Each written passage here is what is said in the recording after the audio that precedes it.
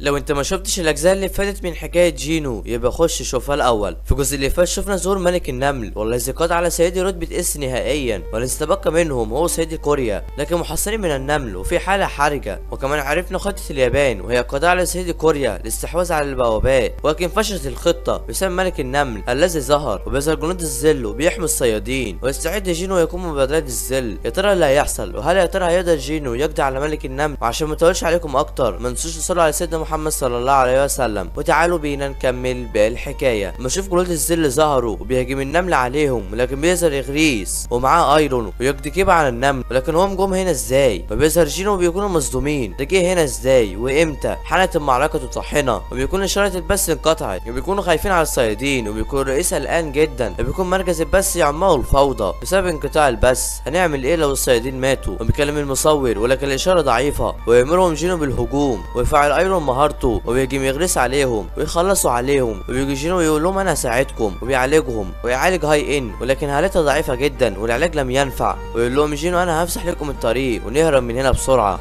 ولكن بيظهر قطيع تاني من النمل، وبيكون الرئيس وصل للاجتماع ويقول لهم استعدوا لاي حاجه ممكن تحصل. في اللحظه دي انا كرهت جسمي وقلبي، انا كنت عاوز اقاتل معاهم، انا عاوز اقاتل المساعده باي شكل. ونشوف النمل كله اتجمع عند غرفه الملكه، وطاقه حياه غوت انطفت ومعناته هو مات. ويقولوا الصيادين اللي ماتوا 7 من اصل 10، وبيكون المدير متعصب جدا، وبيقولوا الاشاره رجعت تاني بتاعه الوحش، وبيقولوا الرئيس خلي الصيادين يرجعوا لفريق الهجوم عند البحر وهنهاجم تاني عليهم، ده هتلاقيه مرهق جدا دلوقتي. وبيكون اغريس وايرون شغالين طحن في النمل، ولكن الجنود العاديين صعب عليهم، انا لازم ازود قوتي اكتر ولكن ده صعب قدامهم. يقول لهم جينو انا هفسح لكم الطريق باي شكل حتى لو بالقوه، خليكوا ورا العملاق واي نمله تتسلل وقتلوها انتوا، انا عاوز الامر ده يكون سر ما بيننا. ده باين عليه عاوز يخلي النمل من جنود، لكن بيشعر بحاجه ويفسح النمل طريق، وبيشعر بهاله مرعبه جدا، ده الوحش رجع تاني، ده معناته خوذه مات على يده، احنا هنعمل ايه دلوقتي؟ وبيطلق صيحه وبيخافوا منه، وبيقول انا لم اجد الملك في الخارج، مين هو الملك؟ هل هو موجود هنا ام لا؟ ويتقدم جينو ناحيته وبيكونوا مصدومين، لقد حان وقت القتال، هل انت هو ملك البشر؟ بيقولوا جينو حشره وديعه تتحدث، ويحاول يخوفه، بيقولوا الحشره تظل حشره كما هي، وبيتضايق الملك. جينو مش هيقدر يواجه الوحش دوت لوحده، وبتكون اشاره البث رجعت تاني، وبيكون المركز مصدوم، ويقول لهم المدير ارجعوا البث بسرعه، احنا مش هنخسر البث تاني، مصير المعركه على عاتق ذلك الشخص. وبيكون الجميع مصدومين، وحتى اخته، ده ازاي راح هناك وامتى؟ وبيكون الرئيس فرحان ومن شده فرحه بيكسر الكرسي، ويكون الملك متضايق جدا وبيهجم على جينو وبيكسر الارض. هو ايه اللي خلاه يقرب من النمله مع انه ساحر؟ تستخف من النمله، لكن بيكون لسه عايش، ويضربوا جينو بوكس ولكن يتفاداها، ويضربوا الملك وصدها جينو، ويضربوا برضه، ويفضلوا يضربوا ببعض، التاني يضرب والتاني يضرب، وكان المسار هيفقد وعيه بسبب الطاقه السحريه المتدفقه منهم. وبيكون الملك مش مصدق نفسه، البشر ده قدر يجاريني، هو مين بالظبط؟ وبيهجم عليه وصدها جينو ويديله بوكس في وشه، ولكن يخرج الملك لسانه ويجرح جينو، بيكون سم، وده بسبب التهام العقرب سام، وعندما يختلط بالطاقه السحريه يصبح سم مميت في ثواني معدوده. لقد حانت نهايتك ايها البشري. ولكن جينو يمسك ايديه ويديله بوكس بيكسر جسمه، انت بتخفي سلاحك السري علشان كده انت كنت واثق من نفسك، ويزال السم. وبيكون جينو بيشعر بالملك، هو قلقان جدا وانا برضو قلقان، انا لازم اخلص القتال بسرعه، وبيهجم عليه ولكن بيكون اختفى، السم مش بيأثر فيه ولا حتى القتال القريب. ولكن حان الوقت ليصبح جدا تماما، ويتحول الملك لاقوى تحول لديه الى الشكل النهائي، وبيصبح مخيف جدا، ويطلع جينو خنجر ملك الشياطين وبيهجم عليه ولكن يصدها، وبيهجم عليه تاني وكانت سرعتهم كبيره جدا، التاني يصد والتاني يتفادى، وكان جينو يتفادى الضربات ويمسكوا الملك ويرميه ويطلق سحر الجليد، وده اكتسبه بسبب قتل سيد اليابان، ويطلق عليه العديد من الضربات ويتفاداها جينو ويكسر السقف. وبيجري الملك ناحيه جينو وبيهجم عليه ويصد ضربته،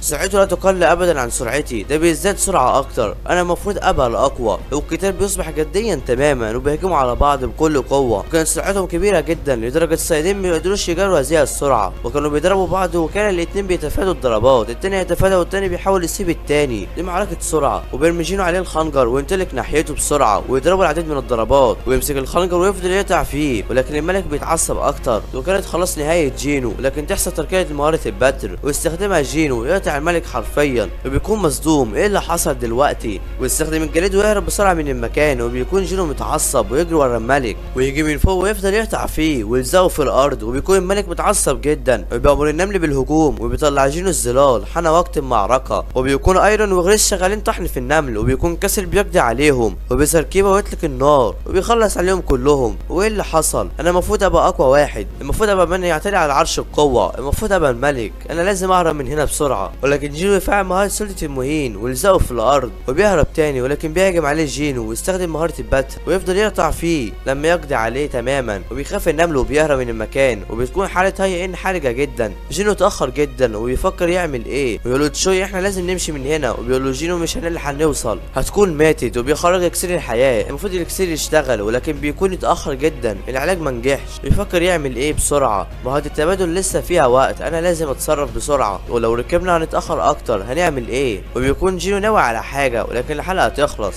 يا ترى اللي هيحصل؟ وهل يا ترى جينو هيقدر ينقذ هاي ان ام لا؟ ده هنعرفه في الحلقه القادمه. ما تنساش الاشتراك في القناه واللايك الجميل بتاعك. قول لي هتخسر ايه لو عملت الحاجات ديت، قول لي هتخسر ايه، واشوفكم الحلقه الجايه.